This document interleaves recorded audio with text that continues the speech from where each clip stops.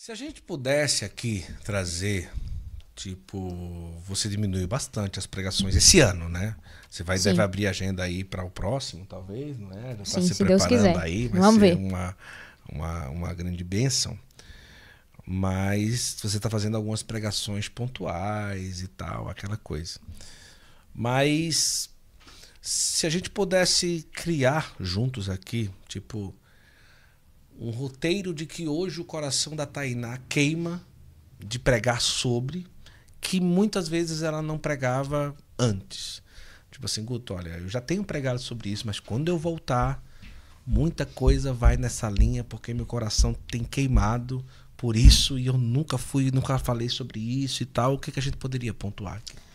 Olha, muita coisa, mas tenho muita coisa pra falar. Mas o que eu tenho certeza que vocês vão ver mais nas minhas pregações é uma pregação voltada pra vida virtuosa. Sabe, eu quero falar sobre virtudes, eu quero levar esse ensinamento que eu aprendi, porque muitas vezes, e rasgando meu coração aqui, muitas vezes eu terminava uma pregação cheia de unção, né, cheia de fogo e tinha acabado ali de pregar um acampamento, mas chegava em casa na segunda-feira cansada e tratava os meus pais mal. Então, isso não é evangelho. Isso não é vida espiritual. Isso é superficialidade, isso é encenação. E muitas fases da minha vida, eu confesso que vivi isso. Porque eu achava que era isso, entendeu? Eu achava que não, a gente reza aqui em casa, a gente não precisa manter isso aqui. E muitas vezes eu levantava e não arrumava, né, minha cama, não arrumava meu quarto, queria mudar o mundo, né? Hipocrisia, né? Quer mudar o mundo e não arruma nem a própria cama. E quer começar a mudar o mundo? Arrume sua cama, né?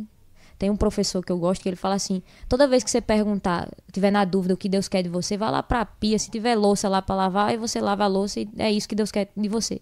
Não diga isso pra Zulene, não. Eu tô lascado. Brincadeira! Zulene, continua. Continua, Boa. né? E eu acho isso muito, muito forte, sabe? Então eu quero trazer mais essa perspectiva do que eu tenho vivido para as minhas pregações, né? Da virtude, dessa vida prática, sabe, Guto? Hoje eu tenho outra perspectiva, a minha relação com os meus pais, com a minha família, a minha vida, a vida da minha irmã que tá aqui, que me acompanha, graças a Deus.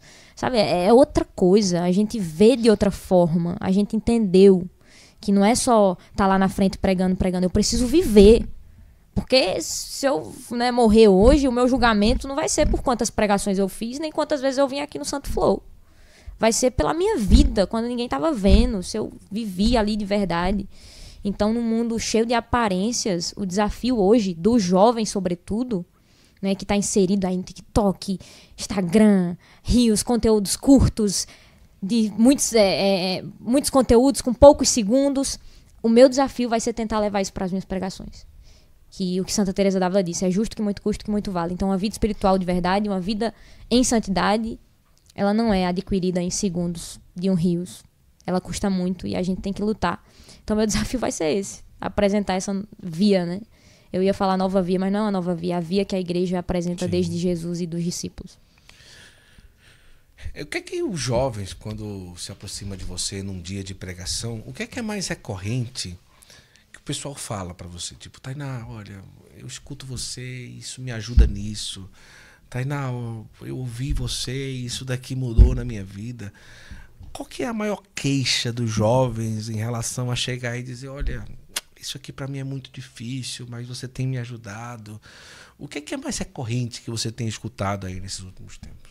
Então, mediante aquilo que é o marco do meu ministério desde o início, que é uma jovem falando com autoridade, com certeza, com convicção, sempre foi isso que chamou a atenção, né? E então eu sempre recebo relatos assim: Tainá, eu tinha vergonha, sabe, de viver a fé, e vendo você me encorajou. Eu tinha vergonha de pregar, e vendo você me encorajou. Eu não estava conseguindo vencer aquele pecado, e vendo você falar como é com dureza, que as minhas pregações é marcadas, né? Sim. Vamos viver a santidade, não sair do pecado, né? Esse primeiro anúncio, esse primeiro amor que marcou muito meu ministério até aqui. E é esse relato que as pessoas sempre trazem, né? Como se fosse ali, né, o filho pródigo. Eu caí em si. Então eu percebo que quando elas assistem minhas pregações é como se elas caíssem em si. Não, o que é que eu tô fazendo da minha vida? Olha essa menina, né? Não tem nem tamanho. E tá aí fazendo, né? Pregando e falando do amor de Deus. Então, eu percebo que é esse impacto já, né? Do meu físico, sei lá, né? Eu sou mais pequenininha, magrinha, assim. E ver essa autoridade, e aí sempre eu vejo que é isso. Eu ia perguntar isso, acabei fugindo aqui da cabeça, sobre a realidade de você estar ali. Já tinha um grupo de pessoas que você tinha ali nas suas mentorias, sei lá, como que a gente pode chamar, mas você estava passando por aquela situação, né? E outra coisa foi, por exemplo, a gente conversou ali, você estava num momento complicado, mas mesmo assim subiu ali e pregou no Geração, por exemplo. Nossa, né? foi uma das melhores pregações da minha ali vida. Então, a gente escuta muito, claro, gente, eu não estou aqui...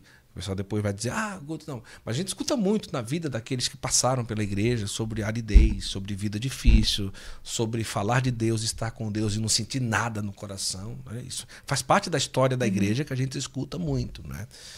E imagina só, você tem uma mentoria de pessoas que você está acompanhando, passando por um momento difícil pra caramba, que muitas vezes o cara não quer ver ninguém, não quer falar com ninguém, não quer, mas precisa ali manter, de certa forma, alguma realidade acontecendo.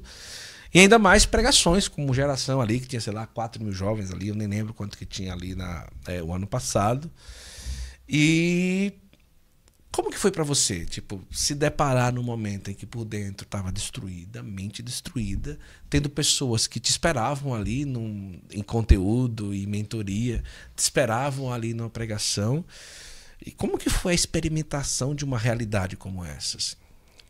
Olha, Guto, aí eu volto pro ponto. Quando você sabe da verdade e você sabe o caminho, fica mais fácil. E por que eu digo isso?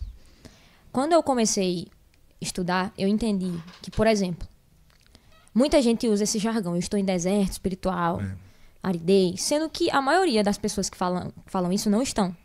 Porque o deserto espiritual e a aridez, isso já é um grau da vida dos santos, já que está beirando ali a perfeição, sim, né? Sim. Santa Teresa fala, né? O casamento ali espiritual. Então o que a gente passa muitas vezes é uma preguiça espiritual. Porque a aridez, o deserto, vai levar sempre a gente para a intimidade, não o contrário. Então, o deserto espiritual leva a gente a rezar mais, a aridez, enfim, se você for procurar na vida dos santos, é isso. Então, o que a gente vive, a maioria, né, não estou generalizando, mas a maioria que fala isso, está na preguiça espiritual. Por quê? Porque leva a vida espiritual só na sensação, na sensualidade. Então, se eu sinto, eu rezo. Se eu não sinto, eu não rezo. E aí, vive essa vida espiritual rasa, baseada nas sensações. Se eu me arrepio, Deus está aqui. Se eu não me arrepio, não está. Se eu choro, enfim. Então, quando eu comecei a passar por essa situação, eu fiquei com o coração mais seco, né? Uma tristeza, mas eu não parei de rezar. E eu entendi, depois estudando, né? Porque existem 3 idades da vida espiritual, né? A primeira é a via purgativa, e a segunda a via iluminativa, e a terceira a via unitiva, que é a mais perfeita. Nessa via purgativa é aquele momento do primeiro amor, né? Que a gente está purificando dos pecados, se livrando do pecado mortal. E na transição da via purgativa para a via iluminativa, os santos falam que nessa via iluminativa, quando a gente está indo para ela, é possível que seja retirado da gente muitas consolações. Então, a gente vai deixar de sentir algumas coisas por permissão de Deus para que a gente amadureça o amor. E aí é o momento que muita gente desiste. Porque pensa, eu não estou sentindo, então Deus não está falando comigo, então eu estou no deserto, então eu vou sair da igreja. Mas não é para desistir nesse momento, porque nesse momento é o momento que Deus está te purificando. E amadurecendo o teu amor, tirando essas consolações. Então, quando eu li isso, São João da Cruz fala muito bem sobre isso, Santa Catarina de Sena também fala um pouco, São Francisco de Sales, os clássicos da espiritualidade católica, eu falei, Deus está tirando de mim as consolações. E eu não vou desistir. Eu vou insistir para que ele amadureça o meu amor. Então, se eu não tivesse lido isso, talvez eu não estaria aqui agora. Porque eu estaria pirando, Deus não está falando comigo mais, eu não estou ouvindo Deus. Então, por mais que eu tivesse mentalmente esgotada, eu entendi que era só um momento e que Deus estava querendo me purificar e eu tinha que aceitar aquela purificação. Sabe? E quando... Por isso que você não tem que ter medo, é continuar rezando. É o que São Bento falou, ore, et labore. Mesmo sem sentir nada. Mesmo sem sentir, continue. Santa Teresa d'Ávila fala também, mesmo que o mundo venha abaixo, haveremos de prosseguir. E eu, como uma boa colérica, pegava isso e falava, é isso aí, nem que eu reze só uma Ave Maria, mas eu vou rezar, eu vou estar aos pés de Jesus, eu vou me aproximar da Eucaristia, eu vou me confessar quantas vezes eu preciso, eu não vou desistir. Então você precisa ter esse ímpeto dentro do coração. Aí você pode falar, Tainá, você falando assim é tão bonito. Realmente, só falando, porque na prática é difícil. Tem dia que você não quer. Por isso que, volta. Santa Teresa d'Ávila fala isso também. Se eu não tivesse bons amigos, eu não tinha chegado, né, nesse grau de perfeição que eu cheguei. Tem que ter gente do teu lado. Né? O Guto, que tem a Azuleide aí, fala, bora, Guto, você tem que ir. Eu que tenho minha irmã, que tenho meus amigos, meus pais, minha família, vamos, não pode desistir. Eu falei pro Guto aqui, brincando, antes de ir pro ar, eu falei, Guto, se você desistir disso aqui, pode me ligar que eu assumo isso aqui. Porque, olha, eu falei brincando, mas nem tanto, porque olha o que é o Santo Flor, eu não sei, um dia o Guto quiser desistir, eu venho aqui e amarro ele aqui, né? Não deixa ele sair. Igual, né, aquele povo deixando o paralítico pela cima da telha. Pronto, eu vou amarrar o Guto aqui no Santo Flor se ele querer desistir. Porque é isso, você tem que ter pessoas que te lembrem. Então, quando eu li isso, eu falei, não, Deus está tirando de mim as consolações, não tem problema, eu vou continuar a amadurecer no amor, porque eu amo Deus, não é porque eu sinto um arrepio, ou porque eu choro, ou porque eu tô sentindo, né, a gente no primeiro amor, alguém dá bom dia, a gente já fica, ai, Nossa Senhora falou comigo, cheiro de rosas, né? A gente fica meio emocionado. E pode ser que em algum momento da nossa vida espiritual isso seja retirado da gente. E a gente precisa permanecer. Então, veja só, ter a certeza disso, saber disso, foi o que me fez continuar. Então, eu tava, mesmo com a mente um pouco, né, não, muito debilitada, eu sabia o que eu carregava. Essa graça de Deus. E por isso que eu subi lá no palco, por exemplo, do Geração, e fiz uma das melhores pregações da minha vida, porque não é sobre sentimento. Eu creio naquilo que eu leio, eu creio na igreja, eu creio na palavra de Deus, eu creio na Bíblia, sabe? Eu creio no que está escrito ali. Então, eu prego com tanta ousadia porque eu creio nisso. E outra coisa é que muito bom isso aqui, tá? Quando Elias ficou depressivo, o que foi que Deus fez? Enviou para ele um pouco, né, de pão ali e mandou ele dormir um pouquinho. Às vezes o nosso mal é sono e fome. Então, assim, às vezes você só precisa comer um açaí com leite condensado, né? Boa ideia. Sei que os paraenses não vão gostar muito, né? Os paraenses gostam do açaí puro. Mas às vezes você precisa de um sushi, sim, sabe? Dormir uma noite. Então, assim, às vezes você só precisa descansar. E foi o que fez muito sentido pra mim, né, nessa fase. Às vezes eu falo, não, eu reconheço, eu preciso só comer um lanche, descansar melhor.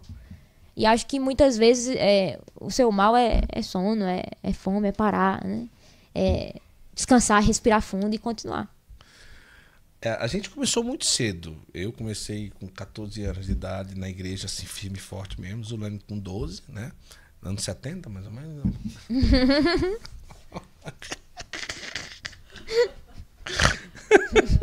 Início da renovação, anos 80 ali. Pronto, você que tá aí com depressão, ansiedade, escuta o Guto. A risada dele já cura isso aí. Ai, Jesus, essa foi boa, viu? E, cara, o que é esse negócio aqui, essa coroinha lilás aqui no YouTube? É o quê? É novo isso, né? Eu também não sei. Eu acho que é quem mais comenta fica no top 1. Eu acho que é isso, né? Tem uma coroinha aqui e tudo. Não entendi, foi nada aqui, mas tudo bem, legal. E aí, a gente começou muito cedo. Você começou com 13 anos, já pregando e tudo, né? E aí nós temos duas coisas importantes aqui. Vamos pensar comigo. Aquela galera que diz assim, nossa, ó, tá vendo? O que é que aconteceu com a Tainá? Começou muito cedo, foi por causa disso. Não é assim, tem que deixar ser jovem, ser criança e tal, não sei o quê. Nem comigo foi assim, nem com você foi assim, nem com o Zulene foi assim, né?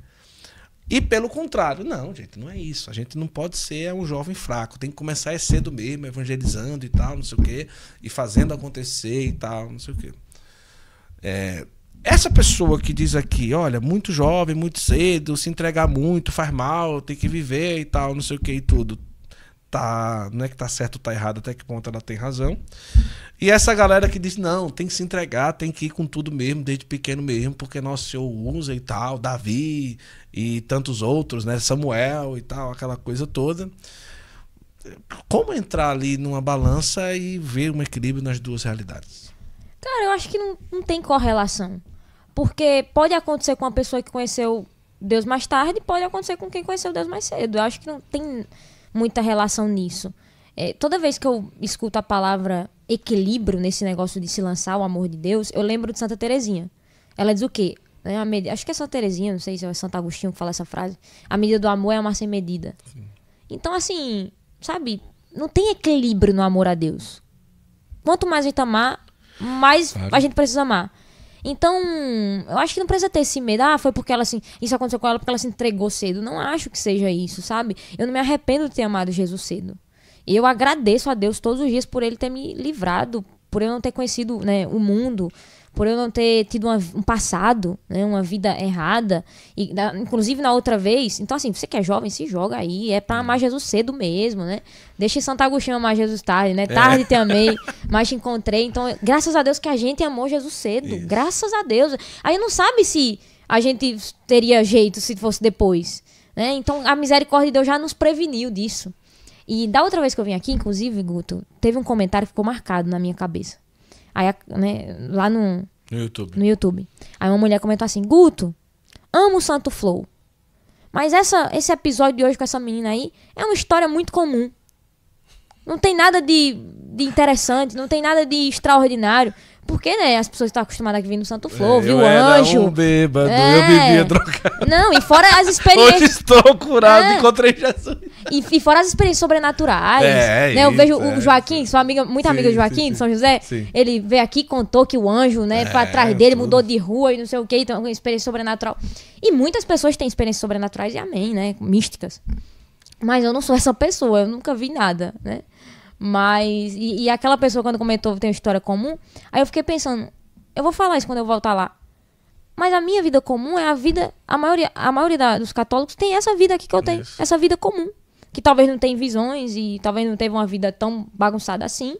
O Frei Gilson veio aqui e falou sobre isso. O Frei Gilson tem uma vida comum assim, né? Sim.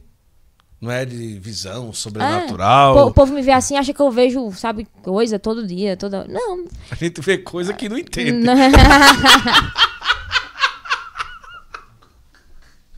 Vê coisa, a gente vê. Vê coisa, a gente vê.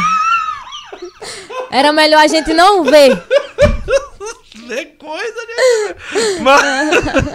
Ai, Jesus.